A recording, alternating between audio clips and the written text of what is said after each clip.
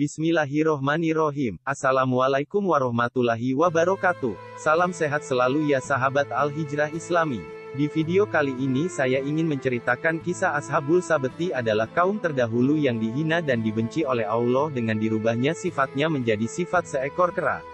Karena melanggar larangan mencari ikan di hari Sabtu, karena pada hari tersebut adalah ketetapan ibadah yang Allah berikan kepada mereka. Sebelum lanjut ke ceritanya, mohon tekan tombol subscribe, like dan komennya ya, serta bagikan ke teman-teman kalian ya kawan. Terima kasih. Ashabus Sabti adalah salah satu umat terdahulu yang diceritakan Allah di dalam Al-Quran. Mereka dinamakan Ashabus Sabti karena melanggar larangan hari Sabtu yang diberikan Allah kepada mereka. Sebuah ketetapan dari Allah yang dilanggar oleh mereka dan membuat murka Allah hingga akhirnya berujung kutukan pada mereka. Kisah Ashabus Sabti dalam Al-Quran terdapat dalam surat Al-Baqarah ayat 65 dan surat Al-A'raf ayat 163-166. Mereka ini adalah salah satu umat terdahulu yang Allah jadikan contoh kepada umat yang datang kemudian agar memetik pelajaran. Sebagaimana yang difirmankan Allah dalam surat Al-Baqarah ayat 66, bahwa semua kisah umat terdahulu yang diabadikan Allah dalam Al-Quran menjadi pelajaran. Apabila kisahnya adalah orang-orang saleh maka harus menjadi teladan. Sebaliknya, jika kisahnya adalah umat yang tidak taat kepada Allah seperti Ashabus Sabti ini, maka harus dijadikan refleksi agar tidak terulang dan malah mempertebal keimanan. Menurut ungkapan Al-Mahali dan As-Suyuti dalam tafsir Jalalain, Ashabus Sabti ini adalah kaum Bani Israel yang tinggal di pinggir Laut Kazlem, Laut Merah, yaitu kota Ailah. Keterangan bahwa Ashabus Sabti adalah kaum Bani Israel ini senada dengan penjelasan Ibnu Katsir dalam tafsir Al-Quran Al-Adim mengenai asbabun nuzul surat Al-A'raf ayat 163. Ibnu Katsir menyatakan bahwa ayat tersebut ditujukan kepada kaum Yahudi yang tidak mau beriman kepada Rasulullah. Dalam ayat tersebut Allah meminta Rasulullah untuk menanyakan kepada kaum Yahudi perihal leluhurnya yang diazabnya karena tidak melanggar aturan. Jika dirunut sejarahnya, cara beribadah umat terdahulu berbeda dengan umat yang sekarang. Perbedaan ini meliputi tata cara dan waktu pelaksanaan.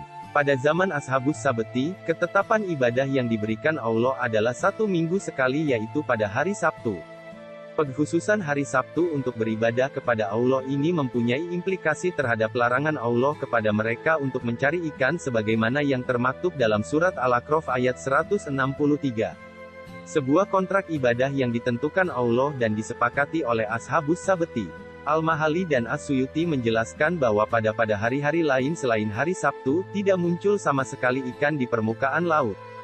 Sebaliknya pada hari Sabtu, di mana mereka terikat kontrak ibadah, malah banyak sekali ikan yang bermunculan. Kemunculan ikan-ikan di hari Sabtu ini memang disengaja Allah sebagai ujian bagi mereka. Bagaimana ketaatan mereka kepada Allah serta keseriusan kesepakatan mereka kepada Allah. Apakah mereka akan taat ataukah melanggar? Karena ketika suatu kaum lulus ujian, mereka akan naik kelas dan mendapat rahmat dari Allah. Namun, apabila mereka terlena dan terbuai oleh kenikmatan sesaat, mereka tidak naik kelas dan menjadi umat buruk yang diazab oleh Allah.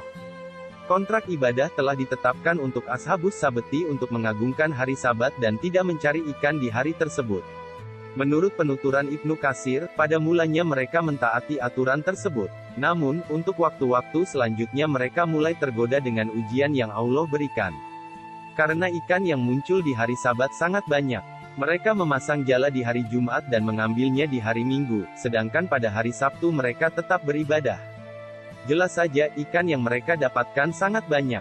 Namun, mereka tidak sadar bahwa perbuatan mereka tersebut mempermainkan Allah. Meskipun mereka tidak mencari ikan di hari Sabtu dan tetap beribadah, tetap saja perbuatan mereka melanggar aturan dan membuat siasat tipu daya terhadap Allah.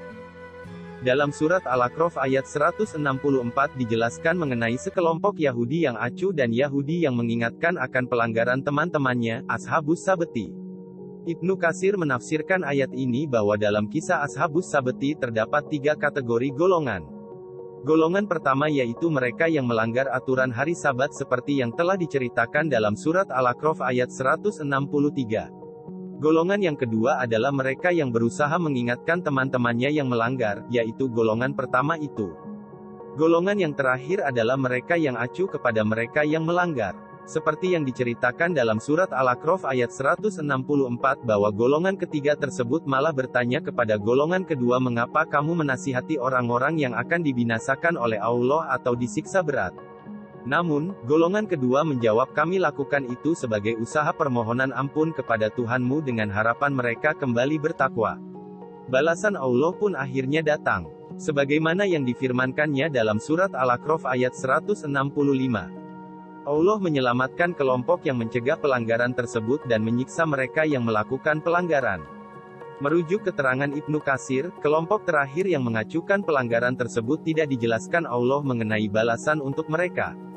Hukuman Allah nyata diberikan kepada mereka yang melanggar aturan hari Sabat ini seperti tertera dalam surat Al-A'raf ayat 166 dan juga Al-Baqarah ayat 65 pada lafadz kuunu kiradatan hasyiin. Al-Mahali dan As-Suyuti dalam tafsir Jalalain serta Ibnu Katsir dalam tafsir Al-Quran Al-Adi menafsirkan hukuman tersebut secara fisik. Yaitu mereka dirubah keadaannya menjadi seekor kera yang mempunyai ekor. Namun, mufasir kontemporer seperti Quraisy Shihab dalam tafsir Al-Misbah dan juga Wahbah Zuhaili dalam tafsir Al-Wajiz menafsirkan hukuman tersebut sebagai kiasan sifat. Mereka menjadi orang-orang yang hina seperti kera yang selalu disingkirkan dan dibenci. Wallahu a'lam bishawab. Terima kasih sudah mendukung channel ini ya kawan. Sampai jumpa di cerita kisah Al-Hijrah Islami berikutnya. Wassalamualaikum warahmatullahi wabarakatuh.